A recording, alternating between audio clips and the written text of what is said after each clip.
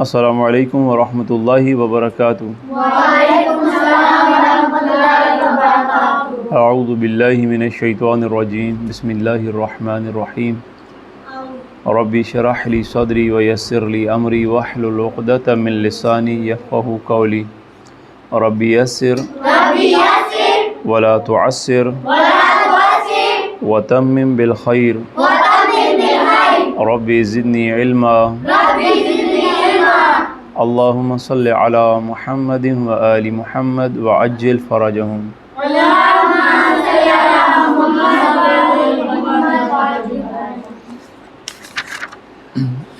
جو دروس کا ہمارا سلسلہ چل رہا ہے، وہ ہم جس باب کو پڑھ رہے ہیں وہ چیپٹر ہے احکام الہی کی اہمیت اور انہیں سیکھنے کا طریقہ۔ اس ضمن میں ہم ابھی جو گفتگو کر رہے ہیں وہ احکام الہی سیکھنے کی اہمیت کیا ہے اس پہ بات کر رہے ہیں۔ اہمیت کسی بھی چیز کی قدر و قیمت کے بارے میں بتاتی ہے کہ کوئی شے کتنی اہم ہے یا کوئی شے کتنی غیر اہم ہے۔ اہمیت اسی کو کہتے ہیں۔ جیسے انسان کے لیے کھانا پینا اہم ہے، غذا کھانا اہم ہے، اس طرح اگر نہ کھائے تو کمزور ہو جاتا ہے، بیمار ہو جاتا ہے۔ یہ جو آپ صبح ناشتہ کرتے ہیں، دن میں کھانا کھاتے ہیں، جو غذا کھاتے ہیں، یہ بہت اہم ہے، اہمیت کی حامل ہے۔ اگر انسان یہ غذا نہ کھائے تو کمزور ہو جاتا ہے، بیمار ہو جاتا ہے۔ اسی طرح یہ جو احکام الہی ہیں، ان کا بھی کوئی مقصد ہے، یہ ان کی بھی اہمیت ہے۔ جس طرح کھانے کی اہمیت ہے کہ انسان بیمار ہو جاتا ہے، کمزور ہو جاتا ہے اگر کھانا نہ کھائے، احکام الہی بھی اسی طرح ہے۔ ایک احکام الہی، یہ جو ہمارے دین کے احکام ہیں، اگر انسان ان کو اہمیت نہ دے، یعنی ان کے بارے میں خیال نہ کرے، آخر کیا ہوتا ہے؟ انسان کی روح پر اثر پڑتا ہے۔ اگر ان کو ہم اہمیت نہ دیں، حساسیت نہ دکھائیں، ان کے بارے میں غور و فکر نہ کریں کہ جو احکام الہی ہیں ہمارے، اگر ان کے بارے میں ہم حساس نہ ہوں، یعنی ہمیں سنجیدگی نہ ہو ہماری کہ چھوڑو جی کون سے احکام الہی ہیں، کیا کرنے ہیں، اللہ نے کون سے ایسے احکام دیے ہیں، ٹھیک ہے کر لیں گے، کرنے ہوں گے، جب دل آیا کر لیں گے، جب ٹائم ملا کر لیں گے۔ اگر اس طرح سے ہم اپنا تعلق بنائیں گے تو وہ پھر سمجھے کہ اہمیت نہیں ہے، بس ویسے ہی ہے۔ جو اہمیت دکھاتے ہیں یا جو سمجھتے ہیں کہ اہم، یہ بہت بڑی اہم چیز ہے، تو وہ پھر اس کے بارے میں سنجیدگی دکھاتے ہیں۔ اور اس کے نہ سیکھنے کا نقصان کیا ہوتا ہے کہ جس طرح کھانا نہ کھانے سے جسم کمزور ہوتا ہے انسان کا، غذا نہ کھانے سے، اور بیمار ہو جاتا ہے۔ اگر یہ ہم ان احکامات پہ عمل نہ کریں، میری طرف دھیان کریں، اگر ان احکامات پر عمل نہ کریں تو ہماری روح جو ہے وہ کمزور ہو جاتی ہے، روح بیمار ہو جاتی ہے۔ ہمارا جسم ہے، اور ایک جسم کے ساتھ کیا ہے؟ روح ہے ہماری۔ یہ جو روح ہے اس کے بھی غذا کا سامان ہے، اور روح کی غذا کا سامان کیا ہے؟ دین ہے، عبادات ہیں۔ اس سے روح پاک ہو جاتی ہے، پاکیزہ ہو جاتی ہے۔ تو اس لیے اس کو اہمیت دینا بہت بحد ضروری ہے۔ ہم نے کافی احادیث معصومین کی ابھی تک پڑھی ہیں جس سے ہمیں ایمان سامنے دیکھیں۔ آپ اپنی کاپی پہ دھیان رکھیں، تھوڑا فاصلہ چھوڑیں، الگ الگ ہو جائیں تھوڑا۔ یہ ابھی تک ہم نے کافی احادیث معصومین کی پڑھی ہیں، جن احادیث سے ابھی تک ہمیں جس نتیجے پہ ہم پہنچے ہیں وہ یہ ہے کہ ہر امام نے یا رسول اللہ نے جو حدیث ہمیں اپنی جو فرمان پہنچایا ہے، وہ ایک ہی اس کا آخر میں خلاصہ بنتا ہے کہ دین سیکھیں، دانائی سیکھیں، دین سیکھیں، صاحب بصیرت بنیں، مجتہد بنیں، دین میں جہد کریں، دین میں کوشش کریں، دین کو سیکھیں، دین کی اہمیت سمجھیں۔ یہ مختصر اس کا خلاصہ بنتا ہے۔ اس میں جناب لقمان نے اپنے بیٹے کو جو نصیحت کی وہ بھی ہم نے گزشتہ درس میں پڑھی ہے، اور رسول اللہ کا بھی فرمان پڑھا ہے کہ جو بندہ دین کو اہمیت نہیں دیتا، نہیں سیکھتا، تو میں ایسے مسلمان سے غضبناک ہوں، ناراض ہوں۔ اور اس طرح امام صادق کی حدیث بھی ہم نے پڑھی تھی، اور امام موسیٰ کاظم کی بھی حدیث ہم نے کل پڑھی کہ جس میں امام نے فرمایا کہ یہ جو آپ علم دین سیکھیں، مجتہد بنیں، اجتہاد کریں، اس سے آپ کی بصیرت بڑھتی ہے، آپ کی شخصیت بنتی ہے، آپ کی عبادات کامل ہو جاتی ہیں، آپ کو دنیا میں بھی فائدہ ملتا ہے اور آخرت میں بھی فائدہ ملتا ہے اس کا، اور اس سے آپ کی برتری ایسی ہے جیسے ایک عبادت گزار جو ہے اس کے اوپر عالم کی برتری بتائی امام نے کہ عبادتیں کرنے والے کی فضیلت عالم کے مقابلے میں کم ہے، اور جو بندہ دین نہیں سیکھتا اللہ تبارک و تعالیٰ اس کا کوئی عمل بھی پسند نہیں کرتا۔ یہ خلاصہ تھا۔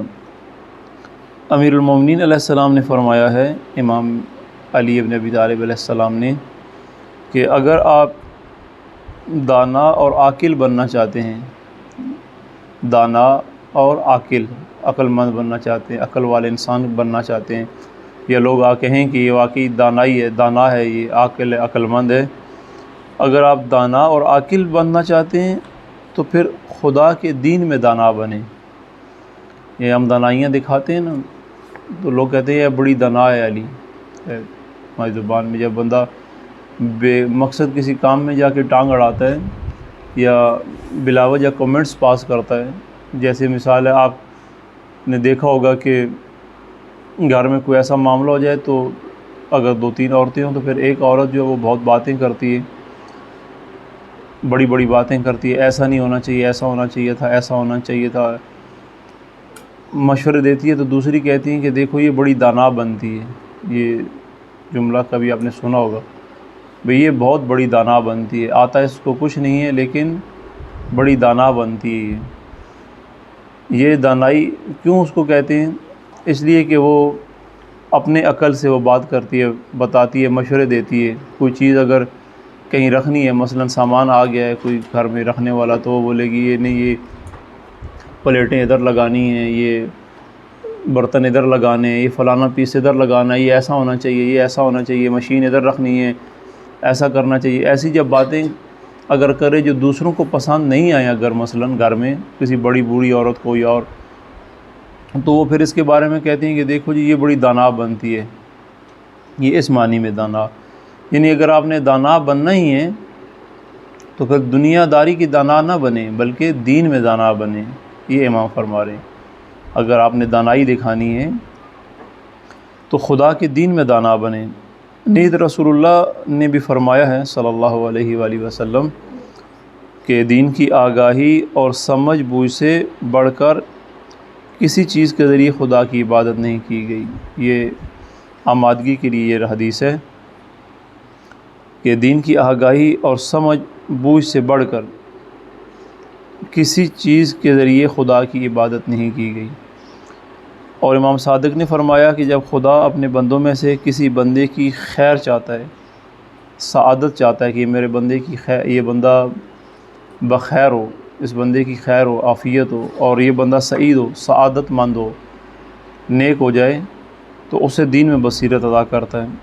اس حدیث کی روشنی میں یہ بات پتہ چلتی ہے کہ کچھ چیزیں اللہ کی طرف سے بھی ہدیہ ہوتی ہیں، یعنی جب انسان یہ کوشش شوق بنا لیتا ہے تو پھر اللہ کی طرف سے بھی پھر رحمت آتی ہے، اللہ کی طرف سے بھی جو ہے وہ مدد آتی ہے۔ سمجھ آ گئی؟ امام صادق یہ فرما رہے ہیں کہ جب بندہ اللہ تبارک و تعالیٰ اپنے بندوں میں سے کسی بندے کا شوق دیکھ لیتا ہے کہ اس کو بہت شوق ہے دین کا، ایسے نہیں ہے کہ اس حدیث کا یہ مطلب نہیں ہے کہ جب خدا اللہ تبارک و تعالیٰ اپنے بندوں میں سے کسی بندے کی خیر اور سعادت چاہتا ہے، اللہ تو سب کی خیر اور سعادت چاہتا ہے، لیکن ہر بندہ خیر اور سعادت حاصل نہیں کر پاتا۔ ہم یہاں دیکھتے ہیں نا، یہ مثلا آپ کے دائیں بائیں لوگ ایسے ہیں کہ جن کو ذرہ برابر، جن کو دیکھ کے ہم یہ سمجھتے ہیں کہ ہم حیران ہوتے ہیں کہ آیا یہ مسلمان بھی ہیں کہ نہیں ہیں۔ ایسے ہمارے ہیں نا دائیں بائیں، ایسے لوگ ہیں نا جن کو دیکھ کر حیرت ہوتی ہے۔ مثال ہے وہ خود کو مسلمان کہتے ہیں، سال میں جب عید آتی، عید والے دن یا نماز پڑھنے بھی آتے ہیں، کبھی کبھی جمعے والے دن بھی آ جاتے ہیں، کبھی کبھی اگر ان کا دل ایسے کبھی دل کر جائے تو یہ ایسے کہیں چلتے پھرتے جا رہے ہوں تو پتہ چلے جمعہ ہو رہا ہے تو جمعے والی جماعت میں شامل ہو جاتے ہیں۔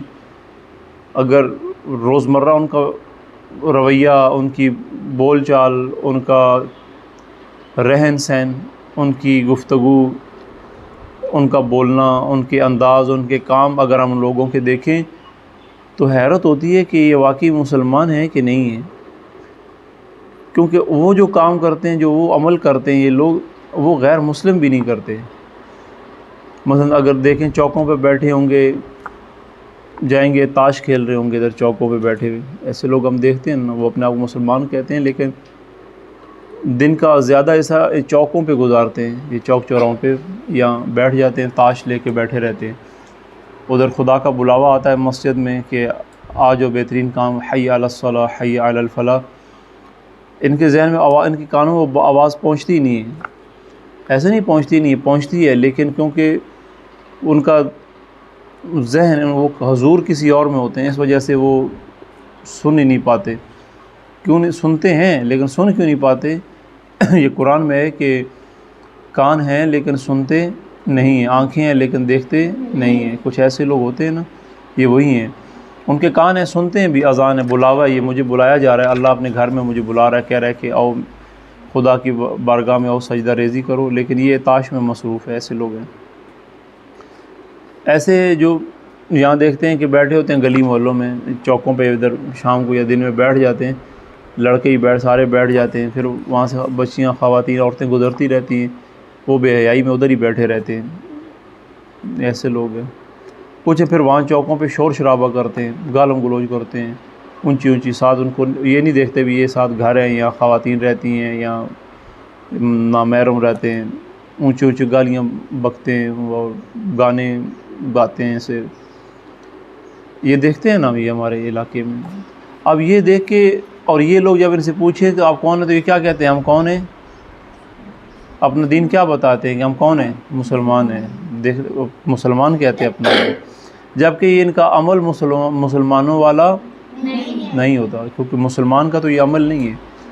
یا بہت زیادہ جھوٹ بولتے ہیں بہت زیادہ، کچھ ہیں چوریاں کرتے ہیں، کچھ ہے لڑائی جھگڑے کرتے ہیں، مارتے پیٹتے ہیں، اپنے لوگوں کا حق کھا جاتے ہیں، مال کھا جاتے ہیں، اور لڑائی جھگڑا کرتے ہیں، رشتہ داروں کے ساتھ لڑتے ہیں، مار کٹائی کرتے ہیں، ایک دوسرے سے ناراضگیاں بنا لیتے ہیں، بہن بھائی سے ناراض ہوتی ہے، بھائی بہن سے ناراض ہو جاتا ہے۔ یہ جو عمل ہم ان کے دیکھتے ہیں تو پھر ان کا معاشرے کے ساتھ مثال ہے۔ جب روزے کے دن آتے ہیں اس میں ہم دیکھتے ہیں کہ روزے نہیں رکھتے، سر عام سامان لے کے جا رہے ہیں، گھروں میں پک رہا ہے، پکائی ہو رہی ہے، دن میں روزے کے دنوں میں کھانے تیار ہوتے ہیں، تندور جل رہے ہیں، سالن پکنے کی خوشبوئیں باہر نکل رہی ہیں۔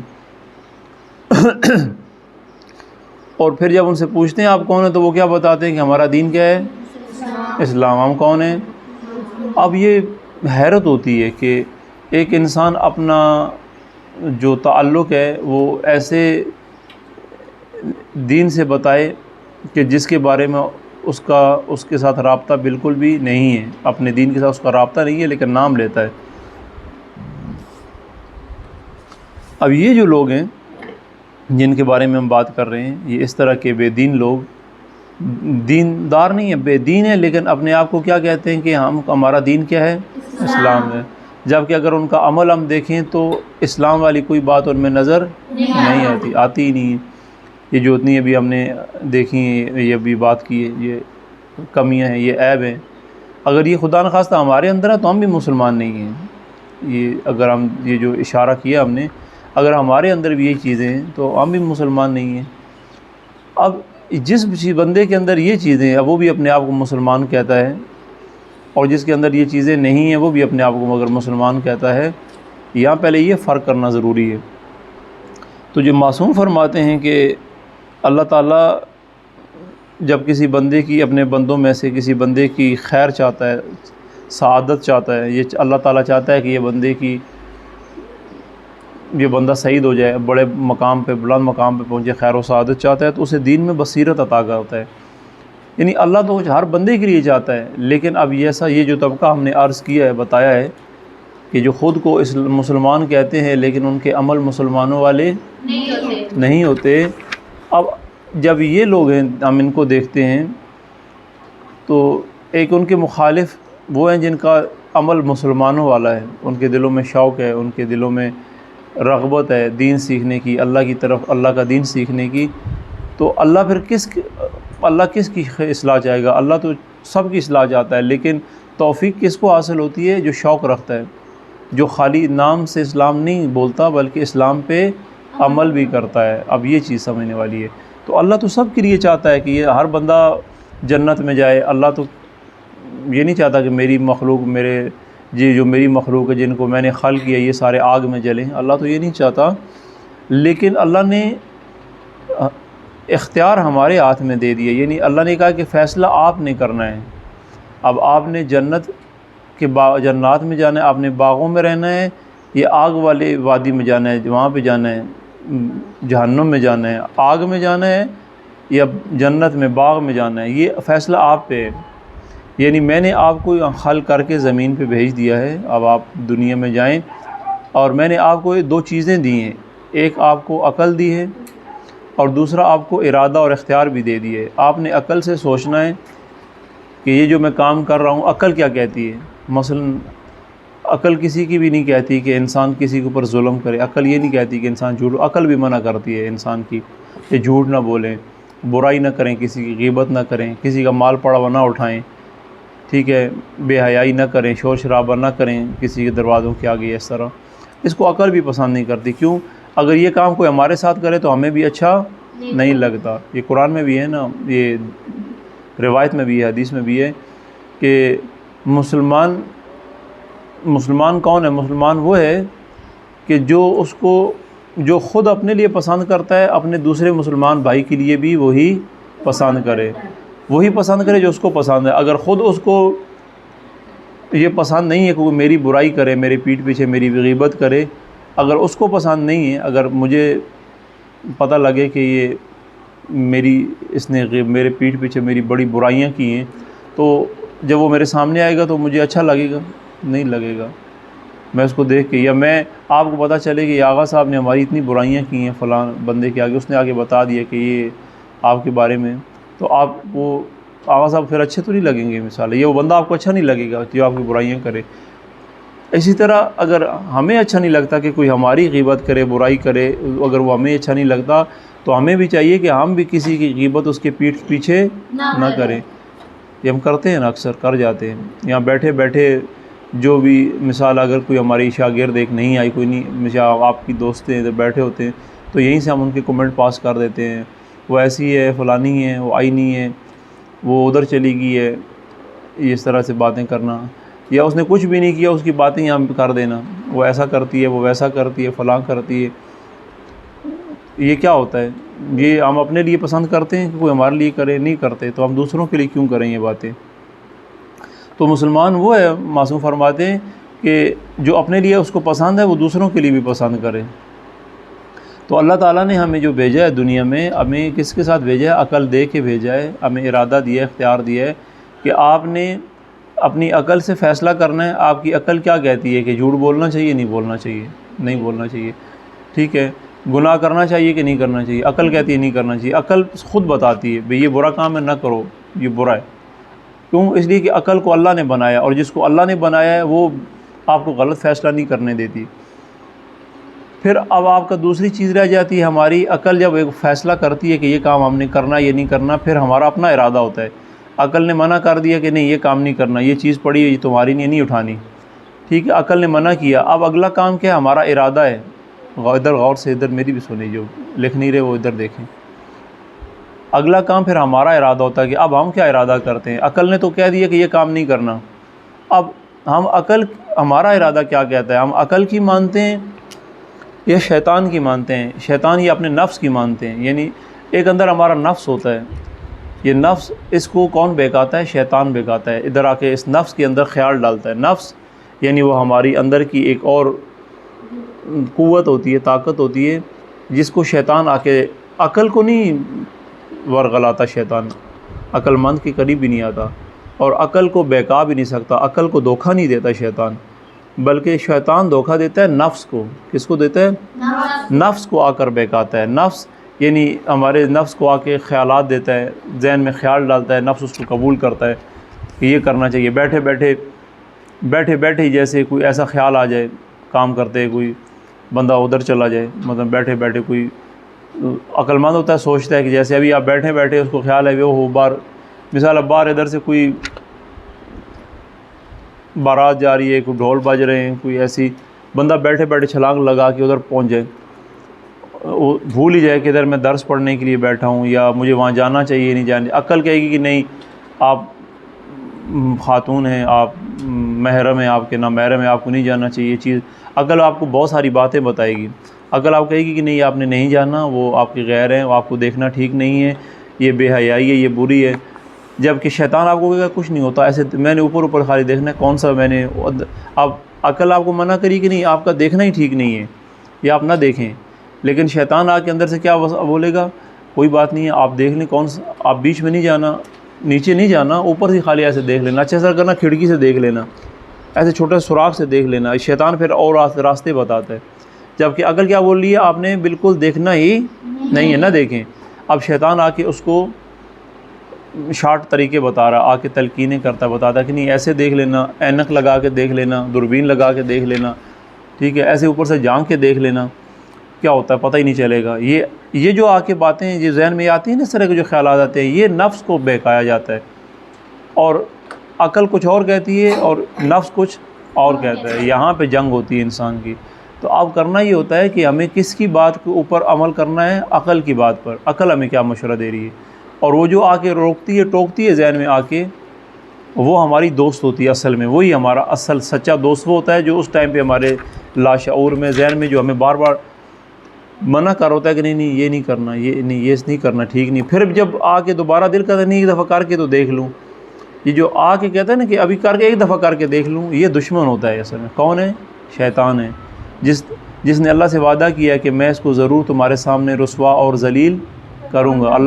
اللہ کو وعدہ کیا ہے نا، ابھی میں تیرے اس بندے کو تیرے سامنے دیکھنا کیسے ذلیل کرتا ہوں، تیرے سامنے اس کو رسوا کروں گا. جس کو اے اللہ جس کو تو نے بنایا ہے اور بنا کے مجھے کہا ہے کہ اس کو سجدہ کر، انسان کو، میں اس کو سجدہ نہیں کرتا. اللہ نے کہا یہاں سے دفع ہو جاؤ اگر سجدہ نہیں کرتے.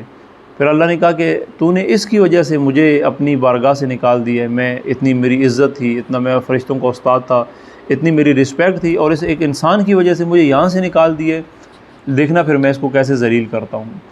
اللہ نے کہا کہ جو پھر تیرے ساتھ جو تیری بات مانے گا، تیرا ساتھی بنے گا، میں تجھے اور تیرے ساتھی دونوں کو اٹھا کر جہنم میں پھینک دوں گا. جہنم یعنی آگ میں پھینک دوں گا، وہاں پہ سب ادھر ایک ساتھ جاؤ گے. اللہ نے یہ کہا کہ جو میرا بندہ ہے، پہلی بات تو یہ کہ جو میرا بندہ ہے، یعنی جس کو میں نے بنایا اور جو سمجھتا ہے کہ یہ میرا مالک اللہ ہے، اور میں نے اس کو عقل بھی دے دی ہے، اگر وہ واقعی میرا بندہ ہے اور عقل کے تحت کام کرے گا تو وہ کبھی بھی تیری بات نہیں مانے گا. لیکن جو عقل کو پیچھے چھوڑ دے گا اور تیرے خیالات جو اس کے دل میں ڈالے گا اس کو مان لے گا، میں تجھے اور تیرے دونوں ان ساتھیوں کو اٹھا کے جہنم کی آگ میں پھینک دوں گا. یہاں یہ چیز ہے کہ ہم جب اس دنیا میں آئے ہیں، اب یہ بات یہاں سے نکلی ہے کس وجہ سے کہ اللہ تعالیٰ جب کسی بندے کی خیر چاہتا ہے کہ یہ بندہ، اللہ تعالیٰ ہر بندے کی خیر چاہتا ہے، اور اللہ تعالیٰ جب چاہتا ہے کہ میرے بندوں کی خیر اور سعادت چاہتا ہے، جس بندے کے لیے بھی، یہاں روایت اس طرح سے ہے کہ جب اللہ چاہتا ہے کسی بندے کی لیے خیر اور سعادت، اس کو دین میں بصیرت عطا کرتا ہے. اس کا مطلب یہ ہے کہ اللہ نے عقل سب کو دی ہے. جو بندہ بھی اپنے عقل کے تحت اپنی زندگی گزارتا ہے، بے عقلی کی زندگی نہیں گزارتا، فکر سے زندگی گزارتا ہے، تو اللہ تعالیٰ اس کے لیے پھر دین بھی کھول دیتا ہے، پھر دین کے راستے کھل جاتے ہیں اس کے لیے، بصیرت اس کو آ جاتی ہے. اس کی بصیرت یعنی یہ جو شعور ہے، اس کی عقل کی روشنی اور کھل جاتی ہے. یہ بصیرت نہیں آنکھوں والی، یہ تو سب کی کھلی ہے. ایسے کتنے ہیں جن کی اللہ تعالیٰ نے کہا ہے کہ ان کی آنکھیں ہیں لیکن دیکھتے نہیں ہیں، جب سنا کان ہے سنتے نہیں ہیں. کیوں؟ اس وجہ سے دل ہے لیکن غور نہیں کرتے. کیوں؟ اس لیے کہ ان کے پاس بصیرت نہیں ہے. آنکھ ہے لیکن وہ آنکھ اس لیے رکھی ہوئی، آنکھ میں سرما ڈالنا ہے، کہ یہ ہے نا آنکھوں میں سرما ڈالنے کے لیے خواتین ہیں، انہوں نے سمجھے کہ یہ آنکھ اللہ نے کس لیے بنائی ہے؟ سرما ڈالنے کے لیے بنائی ہے. کئیوں کی آنکھ بصیرت ہے، اس سے اللہ کے حقائق دیکھتے ہیں، خدا کے حقائق دیکھ لیتا ہے، پا لیتا ہے اللہ کو۔ کئی ہے وہ سمجھتی ہیں کہ کان ہے یہ اللہ نے اس لیے بنائے ہیں کہ اس میں بالیاں ڈالنی ہیں، مثلا اس میں بڑے بڑے کانٹے ڈال کے لٹکانے، یہ اللہ نے کان اس لیے بنائے ہیں۔ لیکن اللہ نے کہا ہے کہ ان کانوں سے آپ ہدایت سنیں، اس کانوں سے آپ قرآن سنیں، اس کانوں سے آپ دین سیکھیں اور سنائیں اور سنیں۔ تو یہ چیزیں اب بات سمجھ آ گئی کہ اللہ تعالیٰ تو سب کے لیے چاہتا ہے، کہ سب کے لیے چاہتا ہے کہ سب کی سب سعادت حاصل کریں، سب خیر و خوبی حاصل کریں، اور اللہ جس کے بارے میں چاہتا ہے اس کو، جس کے بارے میں چاہتا ہے پھر اس کو گفٹ کیا دیتا ہے، اس کو دین میں بصیرت عطا کرتا ہے۔ یعنی اگر اللہ دیکھیں، اللہ نے بھی پسند کیا ہے کہ انسان، اگر کوئی انسان کسی انسان کو سعادت دینی ہے، یعنی اس کو بلندی دینی ہے، اس کو اونچائی دینی ہے، اونچا مرتبہ دینا ہے، تو اس کو گفٹ میں کیا دیا ہے؟ دین دیا ہے، دین کی بصیرت۔ یعنی اگر آپ نے کسی بھی اچھے سے اچھے، بڑے سے بڑے مقام پہ، بلند مقام پہ پہنچنا ہے، خدا کی بارگاہ میں بڑا مرتبہ حاصل کرنا ہے، آئمہ معصومین کے قریب کوئی مکان لینا آپ نے اس محلے میں، جنت میں جا کے، جہاں جناب سیدہ زہرا جس جگہ جنت میں، جس علاقے میں ہوں گی، ساری جنت کی مالک ہوئے، لیکن ایک مخصوص ایک جگہ ان کی بھی تو ہوگی نا۔ تو مثال جو چاہتا ہے کہ مجھے بی بی زہرا کی گلی محلے میں ہی ادھر ہی ایک پلاٹ مل جائے جنت میں، ادھر قریب میں، جہاں بی بی زینب سلام اللہ علیہ بھی ہوں، جہاں دیگر جناب سکینہ سلام اللہ علیہ ہوں، جہاں یہ ہستیاں ہوں، جو آپ میں سے چاہتا ہے، تو یہ سعادت ہے نا، بلندی۔ تو یہ کیسے ہوگی؟ کس راہ پہ چل کے جانا پڑے گا؟ دین والے راستے پہ چل کے جانا پڑے گا۔ انسان اگر کہے کہ میں شیطان والے راستے پہ چلوں، ساری زندگی دین سیکھوں ہی نہیں، دین پہ عمل ہی نہ کروں، نہ مجھے درست نماز آتی ہو، نہ درست قرآن آتا ہو مجھے، نہ مجھے یہ پتہ ہو قرآن میں لکھا کیا ہے، نہ مجھے احکام آتے ہوں، مجھے کوئی بھی اچھا دین کا کوئی احکام نہ پتہ ہو، اور میں اس کام کیے کے بغیر یہ بھی چاہوں کہ میں اس محلے میں چلا جاؤں، محلہ بنی ہاشم میں مثلا، یا میں اہل بیت کے محلے میں چلا جاؤں، اہل بیت کے جہاں پہ ان کے اپنے گھر ہیں سارے، جہاں ان کی جاگیر ہے، جہاں وہ ہوں گے، تو وہاں تو وہی جائے گا نا جو ان کا پیروکار ہوگا، جیسے اہل بیت نے زندگی گزاری ہے، تو جس نے اہل بیت کی طرح زندگی گزاری ہے، اہل بیت جیسی زندگی گزاری ہے، اہل بیت کے قریب تو وہی ہوگا نا۔ اب جس نے خواتین میں سے اپنی ساری زندگی بی بی زہرا جیسی گزاری ہے، اب بی بی زہرا کی زندگی جا کے پڑھنی چاہیے آپ میں، کہ بی بی زہرا نے کیسے زندگی گزاری ہے، پھر پتہ چلے گا نا۔ ایسے سننے سے کچھ نہیں ہوتا۔ مثال ہے، میں یہاں کہتا رہوں کہ بی بی زہرا نے جیسے زندگی جناب سید نے گزاری، جناب زینب کی زندگی کی ہمیں ان پہ عمل کرنا چاہیے، جیسے بی بی زینب سلام اللہ علیہ نے کیا، یا جناب سکینہ نے کیا، یا جناب ام کلثوم نے کیا، یا جناب رقیہ نے کیا۔ ہم یہ باتیں تو یہاں کریں، لیکن ہمیں گزارنی چاہیے، لیکن گزارنا پتہ کیسے لگے گا؟ طریقہ کیا ہے؟ جا کے پڑھنا پڑے گا نا، ان کی زندگی ڈھونڈنی پڑے گی، کہیں نہ کہیں کسی کتاب میں ڈھونڈنا پڑے گا، کہ سرچ کرنا پڑے گا کہ ان کی زندگی کیسی تھی، کیا کرتے تھے وہ، صبح اٹھنے کے بعد فوراً کیا کرتے تھے، اور رات کو جب سونے لگتے تھے کیا کرتے تھے، نماز کے علاوہ اور کیا کام کرتے تھے، نماز روزے کے علاوہ اور کیا کام کرتے تھے، معاشرے میں کیسے رہتے تھے، لوگوں کے اندر کیسے رہتے تھے۔ یعنی ہمیں یہ دیکھنا پڑے گا کہ ہم جو خواتین ہیں، بچیاں ہیں، یہ دیکھنا پڑے گا کہ جناب سیدہ زہرا کا ایک عورت ہو کے، ایک خاتون ہو کے، اپنے معاشرے میں کیا کرتی تھی، دن میں کیا کرتی تھی، جب لوگ ان کے عورتیں آتی تھیں تو ان کے ساتھ کیسے ان کا رویہ ہوتا تھا، دین سیکھنے آتی تھی ان لوگوں کو کیا سکھاتی تھی۔ اگر کوئی بار بار آتا تھا، جیسے کہ ایک روایت میں ہے کہ ایک عورت آئی بی بی سیدہ زہرا سلام اللہ علیہ کے پاس ایک مسئلہ پوچھنے کے لیے، جب مسئلہ پوچھ کے گئی، تھوڑی دیر بعد پھر آ گئی، 1 منٹ گزرا، پھر آ گئی، دروازہ بجایا، کہا کہ بی بی یہ بات مجھے اس میں ایک یہ نقطہ سمجھ نہیں آیا، ذرا پھر سمجھائیں گی دوبارہ سے؟ بی بی نے کہا ٹھیک ہے، پھر سمجھاتی ہوں۔ پھر بی بی سیدہ سلام اللہ علیہ نے، جناب سیدہ زہرا سلام اللہ نے اس کو پھر دوبارہ وہ مسئلہ بتایا، چلی گئی، 1 منٹ نہیں گزرا، پھر دروازہ بجایا، پھر آ گئی، پھر جناب زہرا سے کہتی کہ اے خاتون جنت سلام اللہ علیہ، بھی اگر آپ ناراض نہ ہو تو مجھے دوبارہ بتائیں گی، میں وہ بھول گئی ہوں، مجھے صحیح سمجھ نہیں آئی۔ بی بی نے کہا بالکل پھر بتاؤں گی۔ بی سیدہ سلام اللہ اپنا کام چھوڑ دیا، کام کرتی تھی نا گھر میں، چکی بھی پیستی تھی، آٹا، یہ جو آپ دیکھتے ہیں 2 پارٹوں والی چکی ہوتی گھر میں لگی ہوتی، وہ اس کو گھماتی تھی، وہ بھی کرنا ہوتا تھا، گھر کے کام کی تھے، 2 چھوٹے بچے تھے، امام حسن امام حسین بچے بھی تھے، بچوں کو بھی پالنا ہوتا تھا، گھر کے کام بھی کرنے تھے، سارے کام تھے نا، جیسے ہمارے گھر میں مائیں بہنیں ہماری کرتی ہیں، ٹھیک ہے۔ وہ آپ نے کام چھوڑا، اس کو بٹھا لیا، اس کو پھر سمجھایا تسلی سے۔ تیسری بار گئی، پھر چوتھی بار پھر آ گئی، پھر بیوی نے پھر 5 گئی، پھر 5ویں بار پھر آ گئی، حتیٰ کہ کرتے کرتے بتاتے ہیں کہ 12-13 بار سے زیادہ وہ آئی، اور جتنی بار بھی آتی ایک بار بھی بی بی سیدہ زہرا سلام اللہ ناراض نہیں، ان کے ادھر ماتھے پہ شکر بھی نہیں ہے، یہ نہیں کہا تو بڑا تنگ کی تھی، وار وار تو آ رہا نہیں ہے، بار بار آ جاتی ہوں، تنگ کرتی ہوں بار بار، ایسے ہوتا ہے نا، ہم تو تنگ آ جاتے ہیں نا بھی، ایک دفعہ بھی تمہارا عقل نہیں ہے، اتنی بار جو میں سمجھا چکی ہوں بھی، اتنی ہم یہ کمنٹ کرتے ہیں، اگر کوئی بندہ 3-4 بار پوچھتا ہے نا تو کہتے ہیں اس کا عقل ہی نہیں ہے، اس کی حالت دیکھو، پھر میں اپنے سارے کام چھوڑ کر اب تمہیں بار بار سمجھاؤں، ہم تو یہی بولتے ہیں نا، کیا کہتے ہیں، اگر ہمارے پاس کوئی ایسا مسئلہ پوچھنے آ جائے، ایک دفعہ اس کو بتائیں گے، 2 دفعہ بتائیں گے، تیسری دفعہ آئے گا تو پھر کیا کہیں گے، بتائیں نا کیا کہیں گی، تنگ ہوں گی نا تھوڑی، بھئی اب پھر آ گئی ہے، چلو وہ اچھے برے دل سے تیسری دفعہ اس کو بتائیں گی، جو چوتھی دفعہ آ گئی پھر،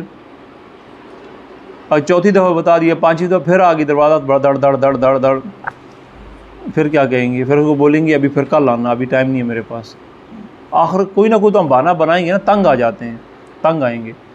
اب یہ دیکھیں کہ اگر ادھر بی بی زہرا ہیں، 10 سے 11 بار وہ آئی ہے، اور ہر دفعہ بی بی نے تفصیل سے اس کو سمجھایا ہے، اور سمجھانے کے بعد پوچھا بھی ابھی تمہیں صحیح سمجھ آ گیا، وہ کہتے جی بی بی سمجھ آ گیا، گئی پھر آ گئی، پھر ہوتا یہ کیوں تھا؟ یہ اس لیے تھا، ہمیں بتانے کے لیے تھا، یہ اللہ نے یہ انتظام کیوں کیا تھا؟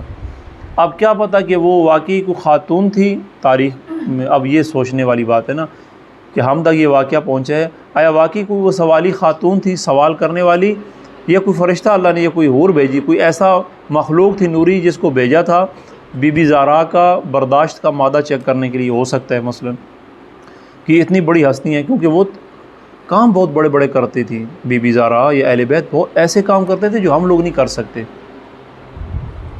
ایسا ہے کہ نہیں ہے؟ نہیں ہے مثلا جیسے ایک دفعہ امام حسن اور امام حسین بیمار ہو گئے تھے، دونوں بچے تھے، تو بی بی زہرا نے کیا منت مانگی تھی کہ میں اگر میرے دونوں بچے ٹھیک ہو گئے تو میں کیا کروں گی، میں 3 دن روزہ رکھوں گی، کیا کروں گی، 3 دن روزہ رکھوں گی، اور میں نہیں رکھوں گی، ہم پورے خاندان والے رکھیں گے، یعنی امام علی بھی رکھیں گے، رسول اللہ بھی، ہم سب روزہ رکھیں گے اگر جب یہ بچے ٹھیک ہو جائے، یا اللہ میرے بچے ٹھیک کر دے، پھر ہم 3 دن روزہ رکھیں گے۔ جب امام حسن ٹھیک ہو گئے تو انہوں نے روزہ رکھا، صبح جو بھی گھر میں تھوڑا بہت تھا سحری کر کے روزہ رکھ لیا۔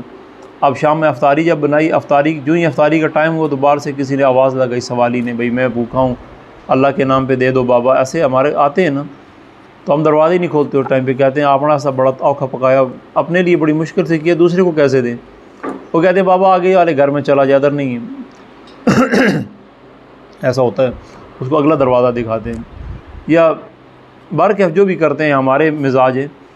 اور سوالی آیا، انہوں نے جتنی افطاری بنائی تھی، جو بھی کوئی بہت بڑا، یہ بھی ذہن میں رکھیں، ہمارے ذہنوں میں اہل بیت کے بارے میں عجیب و غریب باتیں ڈالی جاتی ہیں کہ وہ بہت بڑے شہنشاہ تھے، ان کے پاس بڑا مال تھا، شاید ہمارا خیال آتا ہے کہ بہت بڑا دسترخوان ہوگا ان کا، بڑا کھانا ہوتا ہوگا، بڑا VIP، مرغے ہوتے ہوں گے، فروٹ ہوتے ہوں گے، دمبے پکے ہوں گے، موٹا گوشت پکا ہو، ذہن میں آتی ہوں گی نا یہ باتیں بھی، اور رسول اللہ کا دسترخوان ہے، جب امام علی کا دسترخوان ہے، بی بی زہرا کا دسترخوان ہے، جب اتنی بڑی ہستیوں کا جو جنت کے سردار ہیں، بات سمجھ میں آ رہی ہے، جو جنت کے سردار ہیں، جو جنت کا مالک جن کو اللہ نے بنایا، اتنی جو بڑی ہستیاں ہیں، یہ ابھی ہم ادھر جاتے ہیں، مثال ہے ہمارے ادھر علاقے کا سب سے جو امیر آدمی ہے، جب اس کے گھر میں دن میں کھانے کے لیے جائیں تو کتنے تیاری ہوتی ہے نا، سامان یہ وہ، عام کھانے میں اس نے کھانا اتنا سارا ہوتا ہے لیکن پکا ہوا بہت کچھ ہوتا ہے۔ یہی وزیر اعظم اور صدر ہمارے دیکھ لیں ملک کے، یہ بے ایمان لوگ جو، یہ ان کا کھانا، ایک دن کا کھانا 10-10 لاکھ روپے کا، ایک ٹائم کا کھانا، 2 لاکھ روپے کا ایک ٹائم کا کھانا ہوتا ہے، آپ کو پتہ ہے؟ یہ پیچھے جو ہمارا ایک صدر گزرا ہے زرداری، اس کا بارے میں پتہ لگا ہے کہ اس کے ایک دن کے کھانے کا خرچہ تقریباً اس کا اور اس کے کا 8 سے 10 لاکھ روپے کا خرچہ ہوتا تھا ایک دن کے کھانے کا۔ یہ مبالغہ ہے، مطلب ہو سکتا ہے میں اوپر نیچے ہو، ایک دن کے کھانے کا خرچہ ان کا 6-6 7-7 لاکھ روپے، 3-3 4-4 لاکھ روپے ایک دن کے کھانے کا خرچہ، تو وہ سارا تو نہیں کھاتے، ضائع ہو جاتا تھا سارا، نیچے جتنے چمچے ہیں سارے پھر ان کو آگے پیچھے بڑھتا ہے، ذرا اس نے کیا کھانا ہے۔ اب ہمارے ذہن میں ادھر بھی ہم جب ان لوگوں کو دیکھتے ہیں تو ہم سمجھتے ہیں کہ جو رسول اللہ تھے، جن کا ہم کلمہ پڑھتے ہیں، جن کو جو دین اسلام کے پیغمبر تھے، پھر ادھر تو بہت اعلیٰ کام ہوگا. یہ ذہن میں آتی ہے بات کہ نہیں آتی کبھی سوچ؟ کیونکہ ہم نے فکر نہیں کی نا، ہمیں معلوم نہیں ہے، تو یہ ہو سکتا ہے. اب جو ہم نے کہا کہ انہوں نے شام کو افطاری لگائی، افطاری کا سامان لگایا، تو ہمارے ذہن میں کون سی افطاری آتی ہے؟ اپنے گھر کی آتی ہے نا. ہم بھی افطاریاں لگاتے ہیں نا شام میں، لگاتے نہیں لگاتے؟ اپنے گھر میں کیا کیا اہتمام کرتے ہیں؟ فروٹ رکھتے ہیں، کھجوریں رکھتے ہیں، اور شربت بناتے ہیں، ساتھ 7 اپ بھی رکھتے ہیں، پیپسی، کوکا کولا جو ہوتا ہے کولڈ ڈرنک، روح افزا بناتے ہیں، دودھ بناتے ہیں. یعنی ہر گھر والے مختلف بناتے ہیں، جن کو جو توفیق ہوتی ہے وہ اپنے گھر میں افطاری رکھتے ہیں. ایسا ہی ہوتا ہے نا. اور اچھی کوشش کرتے ہیں کہ اچھی سے اچھی افطاری ہو، کیونکہ ایک ہی دفعہ رمضان آتا ہے سارے سال میں. پکوڑے بھی رکھتے ہیں، سموسے بھی رکھتے ہیں، سر ٹکیاں بھی بناتے ہیں، چاٹ بھی بناتے ہیں. یہ حالانکہ پورا دن انسان بھوکا ہوتا ہے، سارا کھا نہیں سکتا، کھائے تو پھر اس کے بعد اکڑ جاتا ہے، یوں ہو جاتا ہے، پھر یوں بھی نہیں ہو سکتا نہ. پھر نماز پڑھنے کا ہوتا ہے، کسی کام کا نہیں ہوتا جو سارا کھا لیتا ہے. اب ہم ذہن میں آ گئی افطاری. اب ہماری افطاری، ہم نے تو اپنی افطاری ذہن میں رکھ لی ہے نا بھئی. جب جناب زہرا سلام اللہ نے افطاری بنائی ہوگی تو کیا کیا ہوگا اس میں؟ پھر یہ پکوڑے ہوں گے، سموسے ہوں گے، کھجوریں بھی ہوگی، فروٹ بھی ہوگا، چنا چاٹ ہوگی، 7 اپ بھی ہوگی اس میں، اور روح افزا ہوگا. اور کیا کیا ڈش ہے؟ جلدی جلدی بتائیں جو رہ گئی ہے اس میں. جی بریانی ہوگی، پلاؤ ہوگا، چکن، بس بہت ساری چیزیں. مثال ہے یہ جتنی چیزیں آپ بتا رہی ہیں، بیف ہو گیا، مثال ہے جس کے بندے. اب یہ ہم سوچ رہے ہیں کہ جو ہم افطاریوں میں رکھتے ہیں، بالکل ہو سکتا ہے بی بی زہرا بھی یہ سارا کچھ پکواتی ہوں، منگواتی ہوں باہر ہوٹل سے آرڈر دے کے. مثال ہے دونوں کے نوکر ہوں، یا رسول اللہ کو بولتے ہوں، رسول اللہ اپنے صحابیوں کو بولتے ہوں کہ بھائی میرے گھر میں اتنا آرڈر دیتے ہوں کہ ادھر سے بھی بھائی KFC سے یا میکڈونلڈ سے اتنے برگر ہمارے گھر پہنچا دینا، ہمارے بچوں نے روزہ رکھا ہوا ہے. یا ادھر سے فون کرتے ہیں ڈاکٹر فرد کو بھی، یہ اتنی بوتلیں بھجوا دینا. ہمارے ذہن میں نعوذ باللہ یہ ہم اپنا بتا رہے ہیں نا، ہم اپنا ایک وہ بنا رہے ہیں، ایک وہ تصویر بنا رہے ہیں ذہن میں. کیوں یہ بات میں نے کی ہے؟ دھیان ادھر رکھیں. یہ بات میں نے کیوں کی ہے؟ اس لیے کہ ہمیں معلوم نہیں ہے نا. ہم تو ذہن میں وہی بات رکھیں گے نا جو ہمارے اندر. ہمارے ذہن میں ایک خیال تو بنتا ہے نا انسان کی، خیال بنتا ہے کہ اچھا بی بی زہرا نے جب افطاری تیار کی ہوئی تو پھر افطاری کیا ہوگی، کیونکہ ابھی تک ہمیں تو پتہ ہی نہیں افطاری میں وہ کیا رکھتی تھی. تو ہم تو پھر اپنی افطاری کو دیکھیں گے نا بھی. جو ہم دنیا جان کا جتنا سامان آتا ہے، جس کو کھا کے ہم صحت مند ہونے کے بجائے الٹا بیمار ہوتے ہیں، پھر بعد میں جاتے ہیں ڈاکٹر فرد کے پاس بھی، یہ آدمی والی گولیاں تو ہمیں، یا ایسی چیز بہت زیادہ کھا لیا، پیٹ فل ہو گئے. ہمارے ذہن میں تو وہی آئے گا نا جو ہمارا خیال ہے. جبکہ وہ اس 1400 سال پہلے عرب کا زمانہ تھا، سادہ دور تھا، سب کچھ ہونے کے باوجود بھی انہوں نے کبھی اپنے گھر میں فالتو سامان نہیں بنایا. یعنی ایسا نہیں ہوا کہ ان کے گھر میں بہت عیاشی تھی، چکن بن رہے ہیں، پلاؤ بن رہے ہیں، تکے بن رہے ہیں، کباب. حالانکہ رسول کی بیٹی تھی، امام علی کی زوجہ تھیں، اور چاہتے تو رسول اللہ کے پاس دنیا جہان کا اتنا مال آتا تھا. مثال ہے آتا تھا، لوگ اپنا اور بھی مثال ہے آتے تھے، صدقات آتے تھے، واجبات آتے تھے، زکوٰۃ آتی تھی، خمس آتی تھی، لیکن اس کو معاشرے پہ خرچ کرتے تھے، اپنی ذات پہ نہیں کرتے تھے. اب ذہن صاف ہو گیا. جو انہوں نے افطاری بنائی، یہ اپنے ذہن میں اس لیے آپ کو یہ بات بتائیے کہ آپ ہمیں سیرت پڑھنی چاہیے. اب ہمیں ایسے جو ہم کہہ رہے ہیں بی بی زہرا کے محلے میں ہمارا بھی گھر ہو، تو بی بی زہرا کی زندگی پڑھنا پتہ ہونی چاہیے. زندگی کیسی تھی ان کی، کرتی کیا تھی، زندگی گزارتی کیسے تھی. ہم اگر وہ ہم تو نہیں گزار سکتے ہیں، لیکن گزارنا نہیں چاہتے، گزارتے نہیں. ایسا نہیں گزار نہیں سکتے، یہ ہمارے غلط فہمی ہے ہمارے اندر. ایک یہ ہمارے اندر کیا غلط فہمیاں ڈال دی ہیں ہمارے بڑوں نے ہمارے سامنے. دیکھو یہ ڈال دی کہ وہ تو بہت بڑی ہستیاں تھیں، ہم کہاں اور وہ کہاں. حالانکہ وہ نور تھے، اللہ کا نور تھے. اللہ نے ان کو دنیا میں انسانی شکل دے کے بھیجا. حالانکہ وہ تھے کیا؟ نور تھے، بشر نہیں تھے، خاک نہیں تھے، نور تھے، اللہ کا نور. رسول اللہ اللہ کا نور تھے. یعنی اللہ تعالیٰ نے ایک نور بنایا، اس نور کے حصے کیے. یہ نور تھے، نوری مخلوق تھے، زمینی مخلوق ہماری طرح نہیں تھے. یہ جیسے ہم پیدا ہوتے ہیں، یہ جو ہمارے معاملات ہوتے ہیں، اہل بیت ایسے نہیں تھے، 12 امام ایسے نہیں تھے. یہ جناب زہرا وہ اور اسپیشل ہستیاں تھیں، نور خدا تھیں.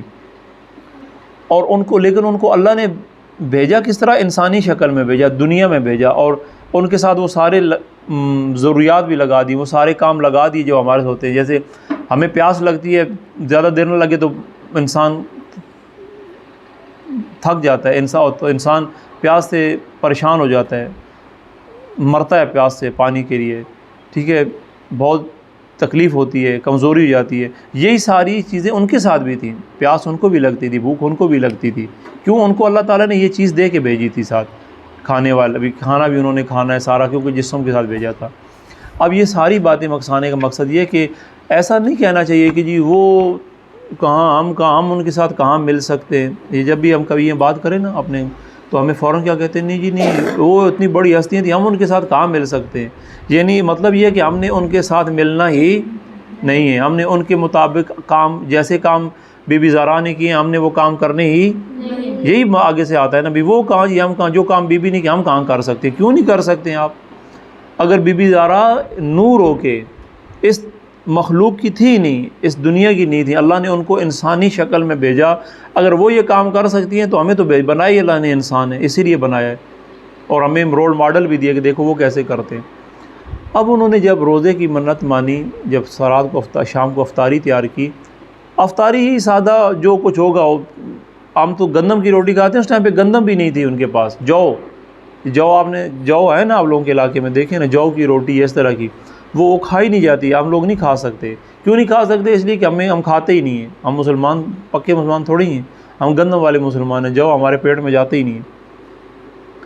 وہ انہوں نے جو تھوڑا بہت، کوئی ان کے پاس فالتو آسائشیں نہیں تھیں، نہ ان کے پاس یہ تھا کہ ادھر سے شکیل کی دکان سے تربوز آ رہے ہیں، ادھر سے خربوزے آ رہے ہیں، ادھر سے آم آ رہے ہیں، ادھر سے آڑو آ رہے ہیں، کون ہے بیٹھ جو ادھر، ٹھیک ہے.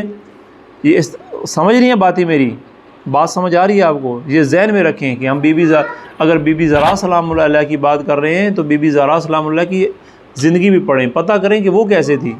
جی اپنے پاپا کو بولیں کہ ادھر ہی رکیں، ابھی درس ہو رہا ہے. سمجھ میں آئی بات؟ اب اگر بی بی زہرا کی ہم بات کرتے ہیں کہ ہم ان کی ماننے والی ہیں، ہم ان کی پیروکار ہیں، تو زندگی بھی کیسی بنانی پڑے گی؟ بی بی زہرا تو کیسے بنے گی؟ ایسے کیسے پتہ چلے گا؟ پڑھیں گے نا، ہمیں کیسے پتہ؟ ظاہری بات ہے کوئی نہ کوئی کتاب ڈھونڈنی چاہیے، ہمیں پڑھنا چاہیے کہیں نہ کہیں سے. ہاں اگر ذاکروں کی باتیں سنی پھر کچھ نہیں ہو سکتا، وہ تو آپ کو یہ بتائیں گے کہ اوہ وہ کہاں ہم کہاں، وہ تو آپ کو بس قصیدہ سنا دیں گے، کوئی نیا گانا جو آئے گا وہ گانا آپ کو سر سنا دیں گے، وہ فرق یہ ہوگا کہ وہ اس گانے میں اپنے الفاظ بدل کے اہل بیت کا نام لے آئیں گے. ان کے پاس جو خشک تھا تھوڑا بہت سامان، انہوں نے افطاری تیار کی. افطاری جو ہی کرنے لگے باہر سے فقیر نے کیا کیا؟ صدا لگائی، سوال کیا بھی میں بھوکا ہوں، کچھ نہیں کھایا، اے خانوادہ اہل بیت، اے رحمت کے دروازے والوں میری مدد کرو. جناب زہرا نے وہ سارا جو کچھ تیار کیا ہوا تھا افطاری، وہ اپنی کنیز کو کہا کہ جا کے یہ فقیر کو دے دو. جو تھوڑا بہت کھانا تھا وہ سارا تھا ہی اتنا سارا کہ یا خود کھا سکتے تھے یا فقیر کو دیتے. اب آدھا دیتے بھی مطلب انسان کو شرم آتی ہے، اس گھرانہ ایسا تھا، سارا ان کو دے دیا. اور خود کس سے افطار کیا؟ پانی کے ساتھ. یہ روایت ہے کوئی ایک کھجور کھا لی ہوگی، کھجور عرب کی، کیونکہ عرب کا سب سے جو عام فروٹ ہے وہ کھجور ہے. یہ ایک کھجور کھا کے پانی پی کے افطار کر لیا. اب ہمارے ادھر بچے ہوتے روتے، ہاں پکوڑے نہیں بنائے، میں نے افطار ہی نہیں کرنا، ٹھیک ہے، سموسے ہی نہیں ہیں، چنا چاٹ ہی نہیں ہے، یہ میں تو نہیں افطار ہی نہیں، ایسی تو نہیں تھے. دوسرے دن پھر روزہ رکھا صبح. اب ایسے ہی جو تھوڑا بہت تھا تیار کر کے روزہ رکھ لیا. شام کو جب افطاری کرنے لگے پھر باہر سے فقیر نے صدا لگا دی کہ اے اہل بیت کے گھر، اے خانوادہ اہل بیت، اے رحمت کے دروازے والوں، میں بھوکا ہوں، سوالی ہوں، کچھ نہیں ہے، مجھے کچھ دو.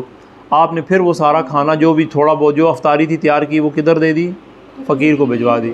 اور خود پھر اسی کھجور اور پانی سے افطار کر لیے. اب پھر صبح رات ایسے ہی گزاری اسی میں. کسی نے نہیں کہا بھی میرے پکوڑے کدھر ہیں، یا ہم نے تو فروٹ ہی نہیں ملا، کوئی نہیں کسی نے کہا. تیسرے دن پھر جب تیسرا روزہ رکھا پھر اسی طرح. شام کو پھر جب افطاری کی پھر سوالی آ گیا، پھر سوالی کو دے دیا. 3 دن بغیر افطاری کے روزہ، یعنی کہ وہی کھجور پانی، اس کے مطلب کوئی غذا یعنی کہ باقاعدہ کوئی غذا کھانا کوئی تمام جو بھی تھا وہ سارا ختم. یہ تھا. اور جب انہوں نے رکھا تو فوراً قرآن کی آیات نازل ہو گئیں کہ آپ وہ لوگ ہیں کہ جن کی رضائیں اللہ نے خریدی ہیں، آپ بہت عظمت کے مالک ہیں اہل بیت، آپ کا اتنا بڑا مقام ہے اللہ کے یہاں۔ اب یہ کس سے ہوا؟ انہوں نے اللہ کے دین پہ رہ کے عمل کیا، اللہ کے مخلوق کی مدد کی اور صبر کیا اور بتایا کہ ہم کیا کچھ کر سکتے ہیں، اللہ نے ان کا مقام بلند کیا۔ اب ہمیں بی بی زہرا کی سیرت پڑھنی چاہیے نا، ہمیں تب پتہ چلے گا اب انہوں نے کیا کیا زندگی میں، دن میں کیا کرتی تھی، بی بی زینب کیا کرتی تھی، دن میں کیا کام کرتی تھی، ایسے ساری زندگی لگی رہتی تھی اس کی برائیاں، نعوذ باللہ، جیسے ہم بھی یہ فلانی ہیں جب فلانی ہیں جب فلانی ہیں جب، ٹھیک ہے، جب فالتو ٹائم ملتا تو برائی کریں کسی کی، مثلاً غیبتیں کریں۔ یہ بار بار اس لیے کرتا ہوں کہ یہ معاشرے میں بہت عام ہے، اس پہ دھیان رکھنا چاہیے۔ دین سکھاتی تھیں، درس دیتی تھی لوگوں کو۔ بی بی زینب بھی کوفے میں تھی تو کوفے کی جتنی عورتیں تھیں دن میں آ کے بی بی زینب کے پاس پڑھتی تھیں، درس دیتی تھی بی بی، ان کو دین سکھاتی تھی۔ اپنے گھریلو کام کاج بھی اپنی والدہ کے ساتھ جناب زہرا تو شاید اس وقت چلی گئی تھی جب کوفے میں تھی، کیونکہ بی بی زہرا تو بچپن میں، جناب زینب کی بچپن میں فوت ہو گئی تھی، شہید ہو گئی تھی۔ کوفے میں جب امام علی خلیفہ تھے، امام علی کی بیٹی جناب زینب لوگوں کو درس دیتی تھیں، لوگوں سے مطلب خواتین کو دین سکھاتی تھیں، کبھی نہیں۔ تو اب ہمیں اگر یہ کہنا ہے کہ ہم اللہ کے پسندیدہ ہیں، یا اللہ تعالیٰ کن لوگوں کو توفیق دیتا ہے، ان لوگوں کو جن کو دیتا ہے، جن کو اللہ توفیق دیتا ہے یا اللہ چاہتا ہے کہ میں اس پہ رحم کروں، تو زیادہ ہو گیا ٹائم، اچھا، تو اس کے لیے علم کا دروازہ کھول دیتا ہے۔ مختصری صرف یہ ہے آج کی، پھر مکمل نہیں ہو سکا، کہ جب اللہ تعالیٰ چاہتا ہے کہ کسی بندے کی سعادت چاہتا ہے کہ یہ بندہ جنت میں چلا جائے، یہ بندہ اعلیٰ مقام پا جائے، یہ بندہ کسی ٹھکانے لگ جائے، نیک بن جائے، تو اس کو بصیرت عطا کرتا ہے کہ یہ دین سیکھے۔ مطلب یہ ہے کہ یہ اس کو عطا کرتا ہے جو شوق پیدا کرتا ہے، جس کو اپنے دین میں شوق ہے، جو چاہتا ہے کہ میں دین، میرا اسلام ہے، میں دین سیکھوں، دین پر عمل کروں۔ جب وہ یہ شوق رکھتا ہے، دین سیکھتا ہے، تو اللہ اس کے لیے دین کو آسان کر دیتا ہے۔ اللہ تعالیٰ سے دعا ہے کہ ہم سب کو دین سیکھنے اور اس پر عمل کرنے کی توفیق عطا فرمائے۔ انشاءاللہ جو حصہ رہ گیا ہے اس کو عید کے بعد پھر مکمل کریں گے۔ والسلام علیکم ورحمۃ اللہ وبرکاتہ۔ وعلیکم السلام ورحمۃ اللہ وبرکاتہ۔